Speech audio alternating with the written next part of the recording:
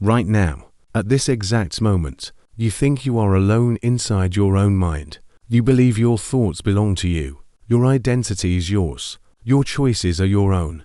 But what if that isn't true? What if a part of you is being shaped somewhere you've never been, inside the mind of someone you've never met, someone who has already decided who you are, what you look like, what kind of person you must be, without ever knowing you? And here's the unsettling question. What if their version of you is silently influencing the person you are becoming? There is something strange about the way we exist. We spend our lives believing we are the center of our experience, that our identity is built from our thoughts, memories, and decisions. But there is another layer to reality most people never consider. You do not exist only in your own mind. You exist in the minds of others. Every person who has ever seen you, heard your name, or imagined you has created a version of you. A version that is incomplete, shaped by their own biases, fears, and expectations. And yet, that version is real. Not physically, but psychologically. You are not just one person. You are many. There is the version your friends see, the version your family believes in, the version strangers create in a single glance, and even versions that exist in the minds of people who have never truly known you. Each one is a fragment, a guess, a story. Imagine someone scrolling past your photo. In a second, their brain builds a narrative. You look confident, or maybe you seem distant. They don't know you, but their mind fills in the gaps. And just like that, a new version of you exists. You might think it doesn't matter, but it does, because these versions don't stay isolated. They influence how people treat you, and over time, they shape how you see yourself. In psychology, this is called the looking glass self. We build our identity not only from who we are, but from how we believe others see us. If people treat you as confident, you begin to act confident. If they ignore you, you begin to withdraw, not because it's true, but because it's reflected back to you again and again. Your identity becomes a reaction, a construction shaped by perception. And it goes deeper. You don't even need people around for this to happen. Your brain constantly simulates how others might see you. You imagine conversations. You anticipate judgment. You replay moments in your head, which means even when you are alone, you are not free from others. Their voices echo inside you. Their expectations guide your choices. So ask yourself, how many of your decisions are truly yours? The way you speak, the risks you avoid, the version of yourself you present, is it coming from within or from an invisible audience watching you from inside your mind? Because that audience is always there, and it is powerful. This is how reality is shaped, not just through events, but through perception. A network of minds influencing each other, each carrying incomplete versions of everyone else, and together, these perceptions create what feels like reality. But here's something even more unsettling.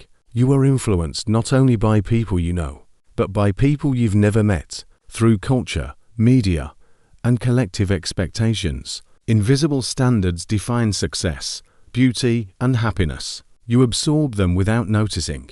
You adjust yourself to fit them, and slowly, you become someone shaped by a system you never consciously chose. So when you think about who you are you really seeing yourself, or just a reflection built from everything around you? Because identity is not fixed. It is constantly evolving, shaped by what you think others see.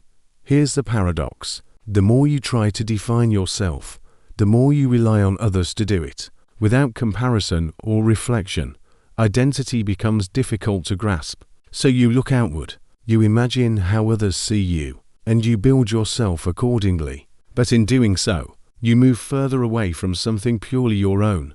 Maybe there is no isolated self. Maybe what you call you is simply the intersection of many perspectives, a collection of reflections. And if that's true, then being completely independent might be an illusion. Think about this. Somewhere right now, someone is thinking about you. Maybe they barely know you. Maybe they saw you once, and in their mind, they've created a version of you. You can't control it. You can't change it. You can't even see it. But it exists. Now multiply that by hundreds, or thousands. Every person carries a different version of you. None of them are exactly the same. So which one is real? The one you see, the one others believe, or something else entirely? This is why people feel uncertain about who they are, because deep down, they sense this fragmentation. They feel different in different situations.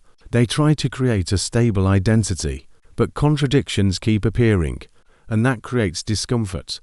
But what if the self was never meant to be stable? What if it was always meant to adapt, to shift, to respond, to evolve through interaction? Because identity doesn't exist in isolation, it exists in connection. You are both the observer and the observed. You shape others, just as they shape you. Every perception creates a reaction. Every reaction reinforces a perception, and the cycle continues. So the real question is no longer who am I? It becomes, how many versions of me exist, and which one am I becoming? Because every moment is influenced by perception. Every interaction shapes identity, and most of it happens without you noticing.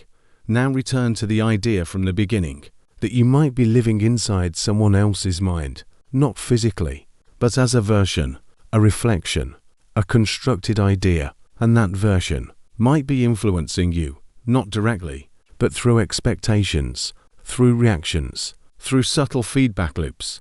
Because when people believe something about you, they act differently, and when they act differently, you respond, and in that response, identity is shaped again. So the question is not whether you exist in other minds. You do. The real question is, how much are those versions defining you? Because there is a difference between influence and control, and that difference is awareness. The moment you become aware of these patterns, something changes. You begin to notice when you're reacting instead of choosing. You see when your behavior shifts depending on who might be watching, even in your imagination. And in that awareness, you create space. Space to question, space to choose, space to step outside the automatic loop. You may never fully escape influence, but you can see it, and that alone changes everything. Because in the end, if your identity is constantly shaped by incomplete perceptions, then the person you are becoming is built on something unstable, something uncertain, something you cannot fully control. And once you realize that, you start to question everything. Your choices, your identity, your sense of self, because maybe you are not becoming who you are becoming who others believe you are. And the most unsettling part is this: you may never fully know the difference. So the next time you look in the mirror, don't just ask who you are, ask this instead: how many versions of me exist, in minds I will never see, and which one is shaping the life I'm living right now?